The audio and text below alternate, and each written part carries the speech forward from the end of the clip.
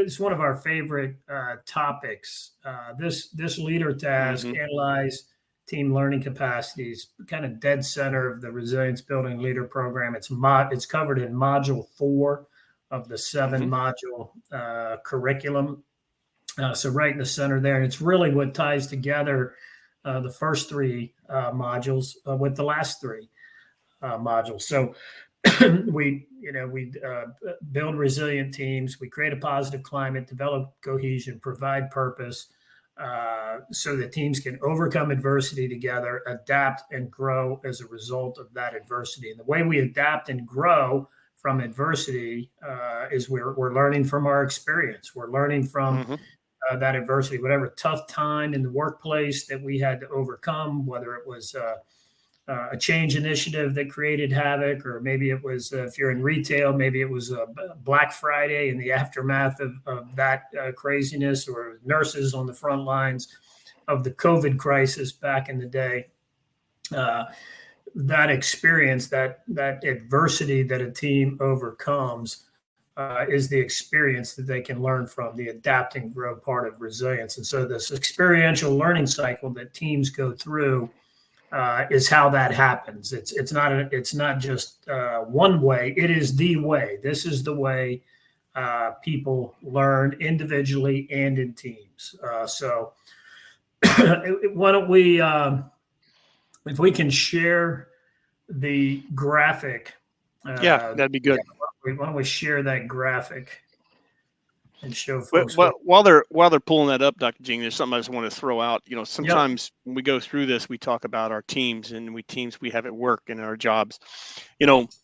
Sometimes people miss it that this can be applied in day to day with your family solving a problem, with your groups you're with out in the area in a community, as well as. But it's not just a work thing, and this works all the way around. Having this quote unquote superpower, which it is, when teams can move through this quickly and they can really come together as a cohesive team, it's powerful. It's very powerful. So for those of you that might be familiar with Kolb's experiential learning cycle, Kolb is an academic. Him and his wife Alice have written quite a bit on this topic. They published a whole book called The Experiential Educator.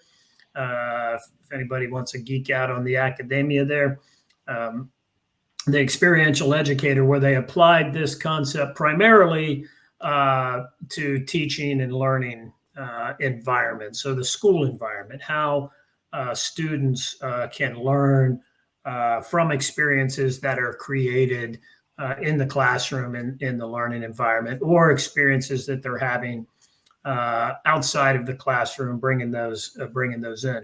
And of course, there's some of that goes on in the course that our authorized education and training partners teach. Our students are reflecting on their past experience so that they can understand it, and then they can make decisions about how the best way to build teams and to lead is, and then they take action on that in the workplace and create new experiences.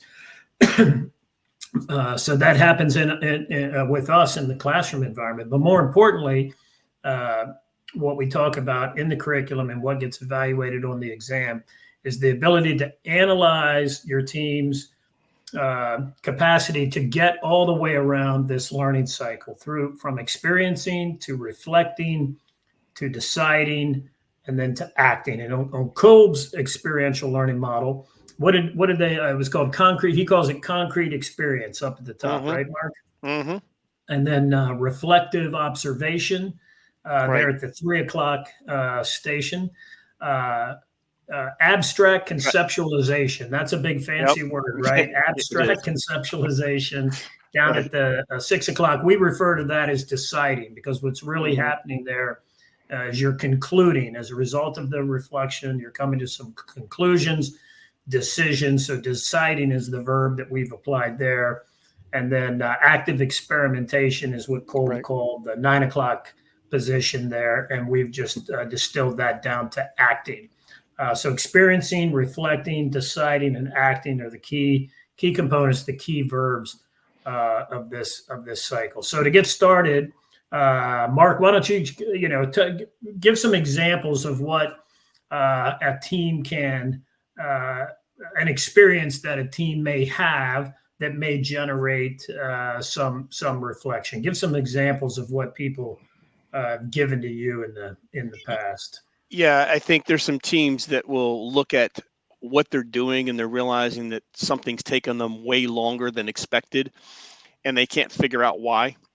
And they're getting very frustrated. They have a process in which they do things at work, and they notice that it's really not moving so well. And they start having discussions and going, hey, you notice it's really kind of slowing down. What's the deal? I thought it would go faster than this. I thought so too. And they're saying, well, what's the problem? I'm noticing something in this area. So now all of a sudden they realize that this is not what right looks like. It's okay, but it's not right yet, right? Right. So this is when they'll move from there, and this is where they move into reflecting, and they'll start saying, well, talk to me about what you see in your area. Well, what do you see over here?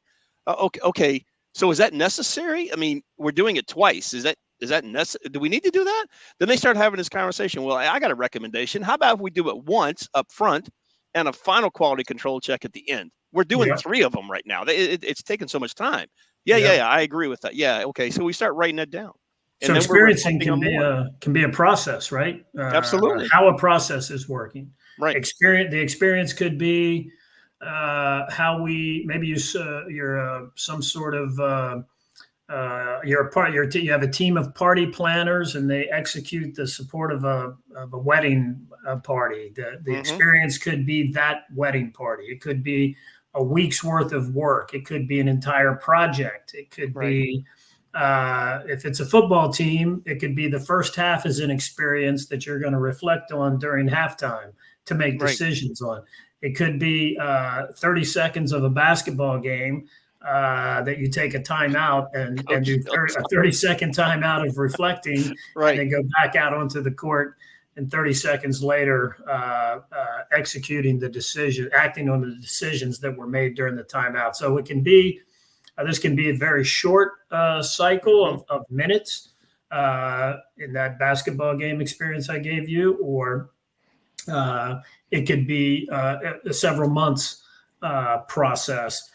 The key is that folks have experienced, the team has experienced something together, and there's something that happens that takes them from experiencing to reflecting. And typically that is a consensus that we probably could have done that better, or we could have done that differently.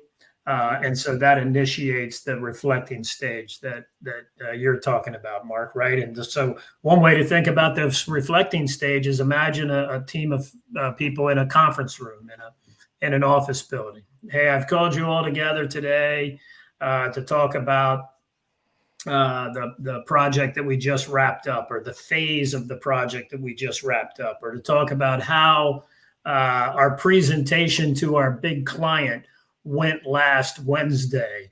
That's what I want to talk about, because I don't think it went as well as it could have, and so I want to get us all together.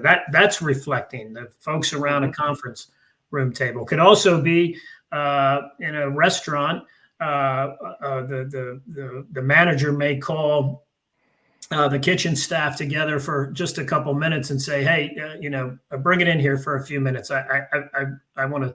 I've noticed something that I want to talk about very quickly," and can huddle up for 5-10 minutes to talk something through. That can be reflecting. The key point here is that the team collectively reflects on that experience for the purpose of making a decision to improve in some sort of way, improve the process perhaps, or make some key decisions about how to do things better in the future, right? And so we talked about experiencing. We've talked about reflecting. The end of the reflecting stage is deciding. At first glance, deciding seems like a very quick thing. Why is that a whole phase? But decisions sometimes the bigger your organization may require multiple levels. So you may make an initial decision, back to that conference room. You may make an initial decision to change something, to do something a different way, to hire somebody new, to fire somebody, to eliminate a process, to improve a procedure, what have you. That decision may require multiple levels of approval, for example, before the decision is finalized and you're able to go into the acting stage of this, acting on that decision. Sometimes that decision, this can compress, right, Mark? Experiencing, reflecting, can happen within a couple of minutes, right? Absolutely. The other thing about deciding here is that there's a takeaway that I always talk about with folks. It's also the responsibility of a leader to stand up and have the courage to step in and go, okay, team, let's go back and talk about what we think would be better.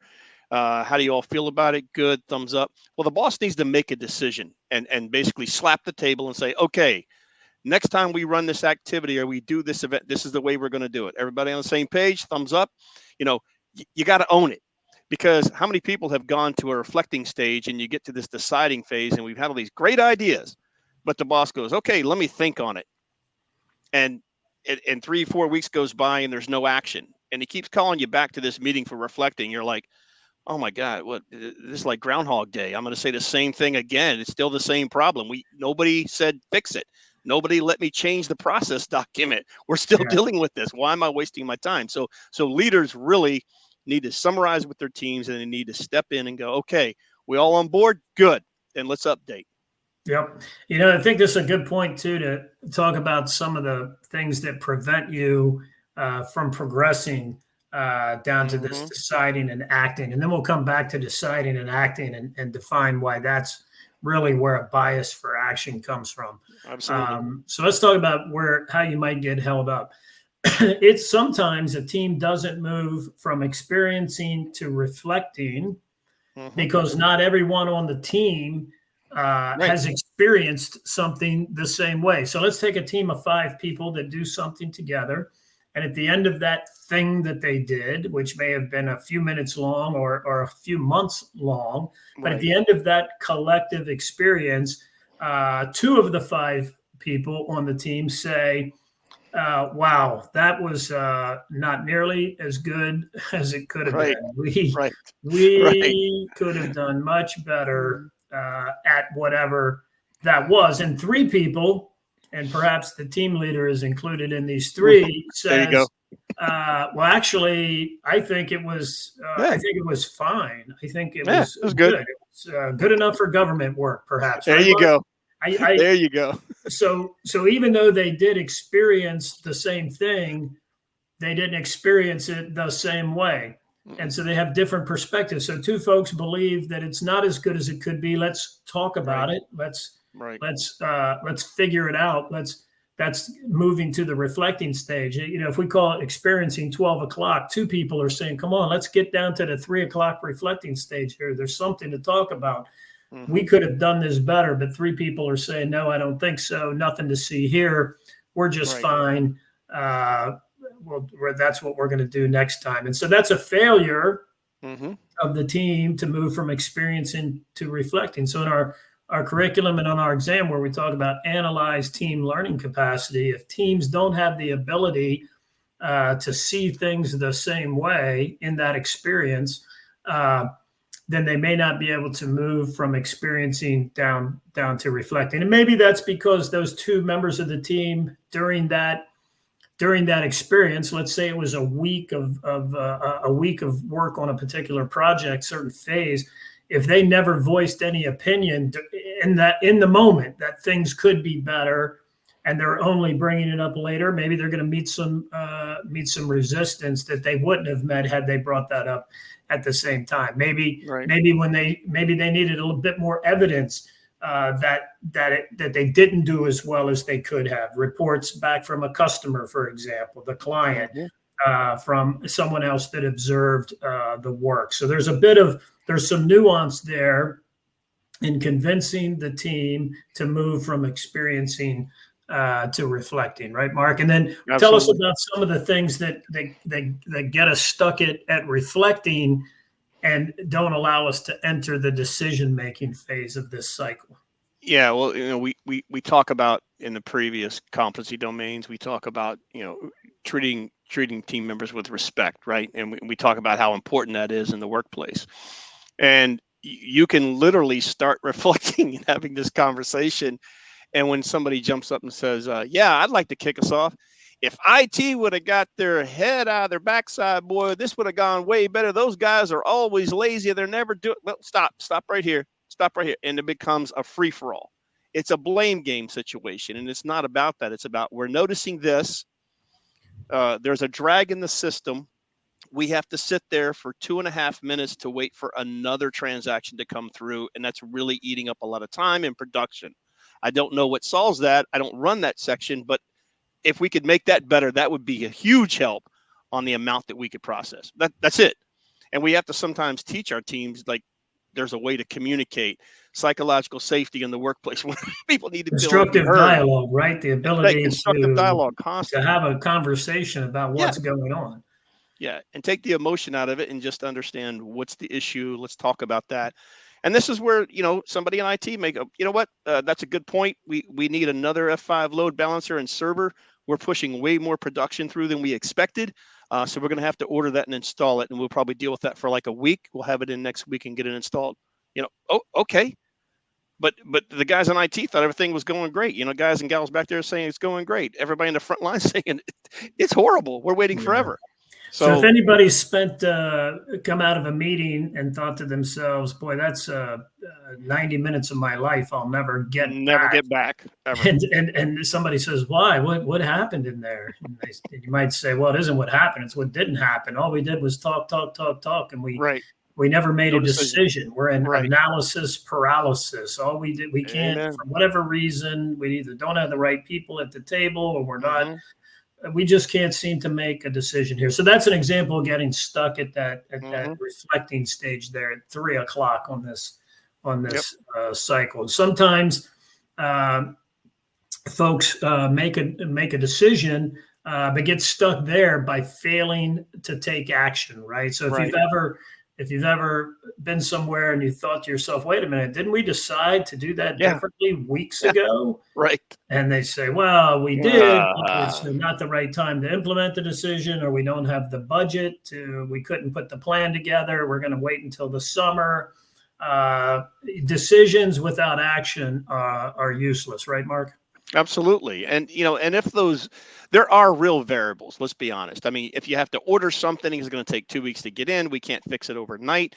We're going to have to work with what we have right now. However, we will have it. But if you just explain to people, they go, oh, you manage the expectations and they're fine. But we just don't talk about those things and go, oh, I thought it was getting fixed. Is that what we said? And then there's disgruntlement all over the place. Yeah, sometimes you make decisions and then when you go out to try and put it into action, you run into entrenched mental models, right? Absolutely. Which we also talk about Absolutely. in our program. And perhaps because of those, there's so much pushback from the folks that need to act on the decision, those that need to implement it, that it stalls. Because they just sort of refuse to take action. Yep, we've got it, but they keep pushing it to the back and making excuses as to why they can't make the change. Right. So this building of new mental models is often very important in this acting stage, because we have to get people to take action on these new decisions, and often these new decisions are going to challenge some of their underlying assumptions about the way things work in that particular environment. If you've ever heard someone say, well, that's not how we do it around here. Yep. Listen, we've made a decision to do this. And they say, well, that's not how we do it around here. That's never going to work. That might work on the East Coast where you came from, but it's not going to work out here on the West Coast for this reason and this reason. So sometimes we get stuck at this 6:00 decision phase. We've made a decision, gotten the requisite approvals from higher headquarters, perhaps. But then the acting, we get stuck there. We can't get a plan together. We can't actually do this thing that we say Right. that we're going to do, and you get stuck there. And then the last piece here is the acting. So moving from acting to experience. It seems it makes common sense that if you do the new thing, if you implement the new process, if you implement the new procedure, for example, deploy the new product, whatever it is that you're doing in this acting stage, you're going to have a new experience at the top. And sometimes we're going to make decisions for change and put those into actions, and those are going to be good decisions, and we're going to be happy with the new experience. Sometimes we're going to decide something and put it into action, and it's not going to work. But of course, we've learned then as well, right? We've learned what didn't work. We say that folks get stuck at the acting stage when they try something that works, and the experiences. Remember when I talked about not everybody experiences things the same way? So you may try something that works and you're very happy, and you show it to the boss and you say, hey, this decision for change we implemented. Look, the new way we're doing this works better than the old way. But somebody may say, well, I don't think it's better, and I think it's contrary to the way higher headquarters wants us to do it, or for some reason, even though the action, the improvement, the innovation, the problem that was solved, in your view, those doing it may have been just right. For some reason, it doesn't get adopted or codified into experience at this point. And so now you're stuck at the acting stage. You've got something that works, but you can't make it practice. It can't become the way we do things. So this cycle is how teams do everything in the workplace. This cycle is how we go from the iPhone 10 to the iPhone 12. This cycle is how every problem that's ever been presented in the workplace has been solved. People have experienced the problem. And by the way, nothing is solved by a single individual. Nothing is solved by 1,000 people in an auditorium. Everything is done in the world of work by small teams. Even one person that has a great idea brings it to a couple other people. They massage it and put it together. So this is how everything happens in the workplace. Every improvement goes through this cycle. Every innovation went through this cycle. Every problem solved goes through this cycle. Would you agree with that, Mark? Oh, absolutely. Absolutely. Whether you realize it or not, whether you're calling it this, I'm telling you, it happens. And here's the key. The teams that can move through this the most efficiently and effectively, they will be leading the pack, because they're figuring out what right looks like, and they're getting closer to getting to right than the teams that are sitting around going, well, yeah, maybe we'll meet on it. Maybe we won't. It's like you and I talked one time and said, that quote, when Thomas Edison was inventing the light bulb, he was interviewed by a newspaper, and they said to him, well, it's a great invention. This is amazing. What did it take you? Well, it took me 135 tries to get to a light bulb. And then they said, well, how did it make you feel failing 134 times? He said, no, I just found 134 times that it wouldn't work. And he got to right. It took him a while, but he got to right. Round and around this learning cycle here, learning from experience. So let's talk about, we're going to wrap this up with bias for action. So what do we mean by making bias for action your superpower? Bias for action is the team's ability to make a decision and then put it into action. It's having the courage to make decisions without all the information that you might want to have. It's the courage to try something new, knowing full well that it might fail. It's adopting an attitude that failing through this acting stage gives you an experience that you still learn from. Let's see, if you hear somebody say, let's throw it against the wall and see what sticks, that's the acting stage. When you hear people say, let's slap the table on this, that's the deciding stage. When you hear people say, let's go back to the drawing board, that's the reflecting stage. So we go back to the drawing board, we slap the table, we throw it against the wall to see what sticks.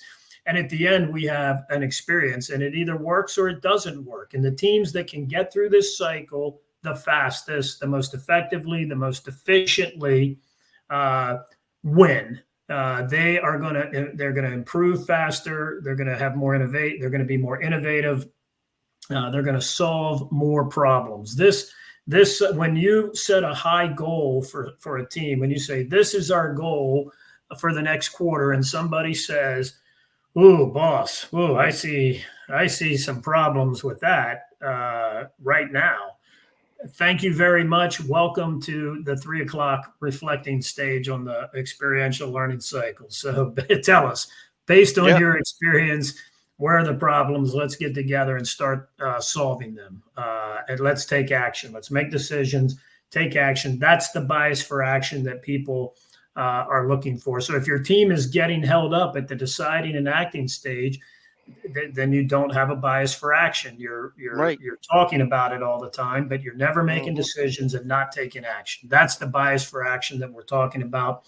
And so to make bias for action your team's superpower, you have to understand where you're at on the learning cycle, and you have to be conscious about decision making. Don't have a meeting and reflect on something and talk about a problem without getting to a decision. And don't make a decision without figuring out who owns the next action. What are we going to do with this decision? Don't wait. Put it into action as rapidly as you possibly can. There's some risk taking, risk mitigation things that go in here. Of course, I'm not saying be crazy, but be more aggressive. Make decisions and take actions is what we mean by having a bias for action and making that your team's superpower. All right.